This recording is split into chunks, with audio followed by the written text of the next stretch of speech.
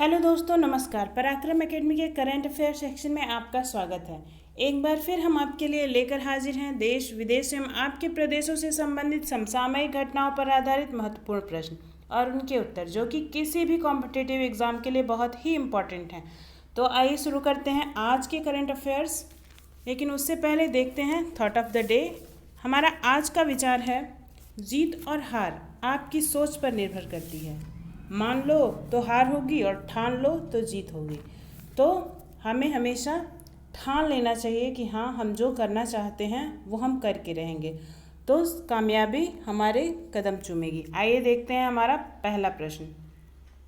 आज का पहला प्रश्न है, कौन हाल ही में जारी फीफा रैंकिंग में शीर्ष पर रहा है? फीफा रैंकिंग यानी फेडरेशन इंटरनेशनल फुटबॉल एसोसिएशन।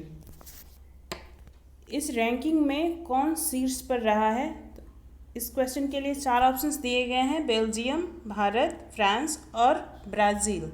तो इस क्वेश्चन का सही आंसर है बेल्जियम। फीफा रैंकिंग में बेल्जियम शीर्ष पर रहा है।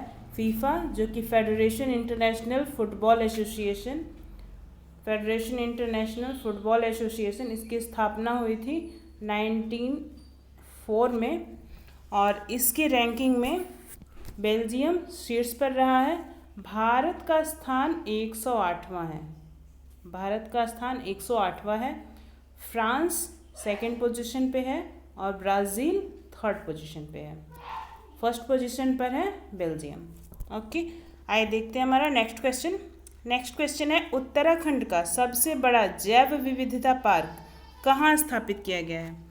उत्तराखंड का सबसे बड़ा जैव विविधता पार्क स्थापित किया गया है। 4 ऑप्शंस हैं, गैरसैंण, ऋषिकेश, देहरादून और हल्द्वानी। तो इस क्वेश्चन का सही आंसर है हल्द्वानी।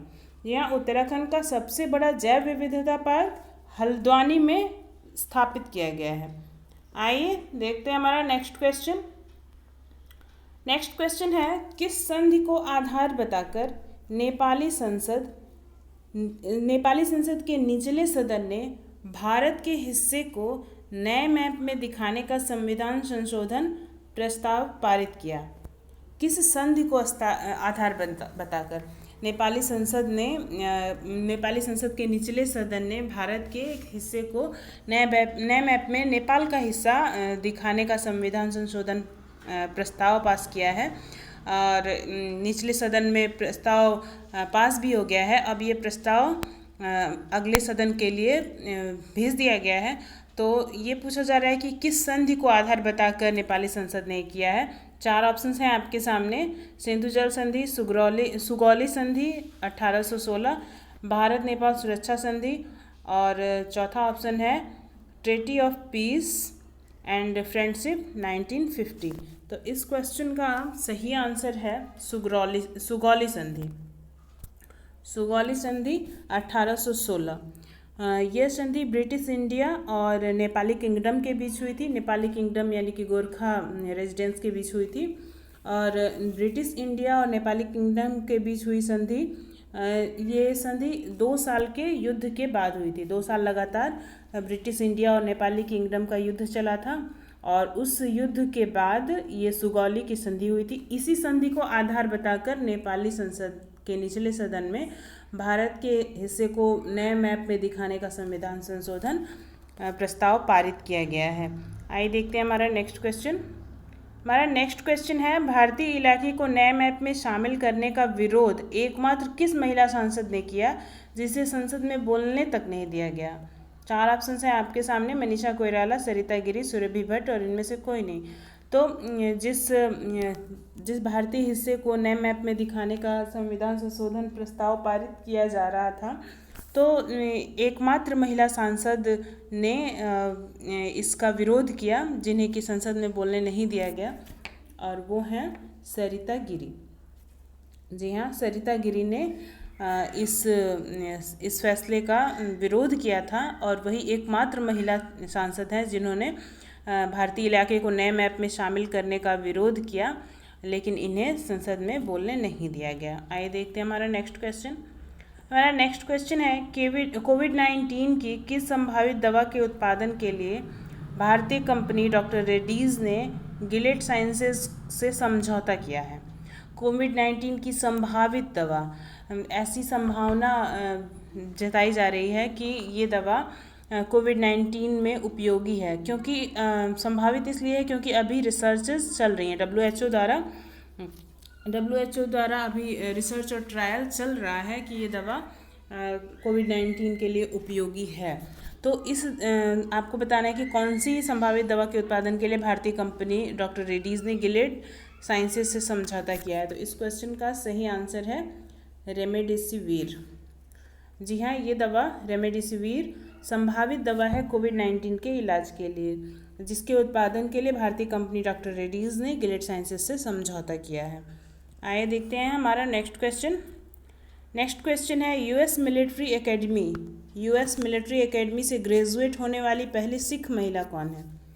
ग्रेजुएट होने वाली यूएस मिलिट्री एकेडमी से ग्रेजुएट होने वाली पहली सिख महिला कौन है? 4 ऑप्शंस हैं, अनमोल नारंग, अनामिका सूद, ऐश्वर्या सिंह सिद्धू और इनमें से कोई नहीं।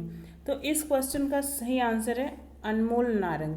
जी हाँ, अनमोल नारंग वो पहली सिख महिला हैं जो कि यूएस मिलिट्री एकेडमी से ग्रेजुएट हुई हैं और इन्हें अमेरिकन एयरफोर्स में सेकंड लेफ्टिनेंट पद पर नियुक्त किया गया है। ये अब अमेरिकन एयरफोर्स में सेकंड लेफ्टिनेंट पद पर काम करेंगी।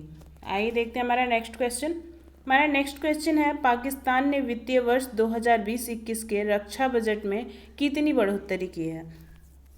पाकिस्तान ने वित्तीय वर्ष 2020-21 के रक्षा बजट में कितनी बढ़ोतरी की है? 4 ऑप्शन है आपके सामने, 10%, 10%, 11%, 12% और 15%। तो इस क्वेश्चन का सही आंसर है 12%। जी हाँ, पाकिस्तान ने वित्तीय वर्ष 2020-21 के रक्षा बजट में टोटल 12% की बढ़ोतरी की है।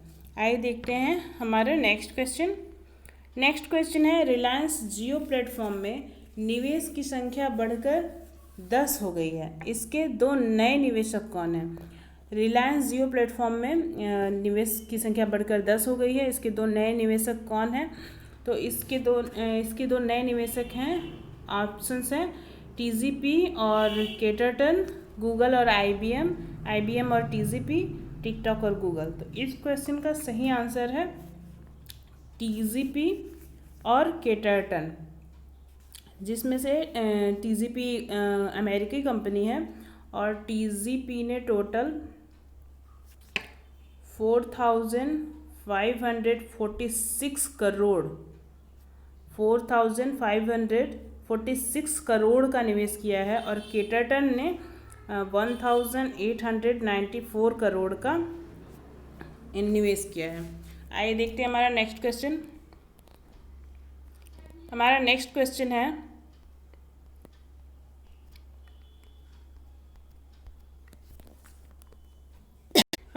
क्वेश्चन है उत्तर प्रदेश सरकार ने हाल ही में बाल मजदूरों को शिक्षित करने के लिए कौन सी योजना शुरू की है? तो इसके 4 ऑप्शंस हैं, बाल मजदूर योजना, बाल श्रमिक विद्या योजना, बाल श्रमिक धन योजना, बाल मजदूर भारत योजना। तो इस क्वेश्चन का सही आंसर है बाल श्रमिक विद्या योजना। बाल श्रमिक विद्या योजना में जो बच्चे बाल मजदूरी कर रहे हैं उन्हें मजदूरी से हटाकर शिक्षित करने का विचार है, जिसके तहत लड़कियों को गर्ल्स को 1,200 यानी कि 1,200 रुपये और बॉयज़ को 1,000 रुपीज़ पर मंथ देने का प्रावधान है शिक्षा के लिए। आइए देखते हैं हमारा नेक्स्ट क्वेश्चन है ड्रग तस्करी के आरोप में किस देश की अदालत ने ऑस्ट्रेलियाई युवक को मौत की सज़ा सुनाई है? ड्रग तस्करी के आरोप में किस देश की अदालत ने ऑस्ट्रेलियाई युवक को मौत की सज़ा सुनाई है? 4 ऑप्शन हैं आपके सामने, भारत, चीन, यूएसए और फ्रांस। तो ऑस्ट्रेलियाई युवक को ड्रग तस्करी के आरोप में चाइना ने मौत की सज़ा सुनाई है। आइए देखते हैं हमारे कल के प्रश्न का सही जवाब क्या है। हमारा कल का प्रश्न था किसे 2020 में विश्व खाद्य पुरस्कार से सम्मानित किया गया है? 4 ऑप्शंस थे, वीरेंद्र नाथ दत्त, रतन लाल, अनिल वल्लूरी और सावित्री राणे। तो इस क्वेश्चन का सही आंसर है रतन लाल। जी हाँ, रतन लाल को 2020 के विश्व खाद्य पुरस्कार से सम्मानित किया गया है। आइए देखते हैं हमारा आज का प्रश्न क्या है। हमारा आज का प्रश्न है, किस राज्य में दुनिया का सबसे लंबा प्लेटफॉर्म बनाया जा रहा है? किस राज्य में दुनिया का सबसे लंबा प्लेटफॉर्म बनाया जा रहा है? इस क्वेश्चन का सही आंसर आप हमें कमेंट बॉक्स में दे सकते हैं। इसी तरह के करंट अफेयर्स प्रतिदिन प्राप्त करने के लिए आप हमारे साथ बने रहें पराक्रम एकेडमी पर। और यदि अभी तक आपने हमें सब्सक्राइब नहीं किया है तो सब्सक्राइब करें, लाइक करें, शेयर करें और हाँ, अपने सुझाव हमें कमेंट बॉक्स में ज़रूर दें। Thank you.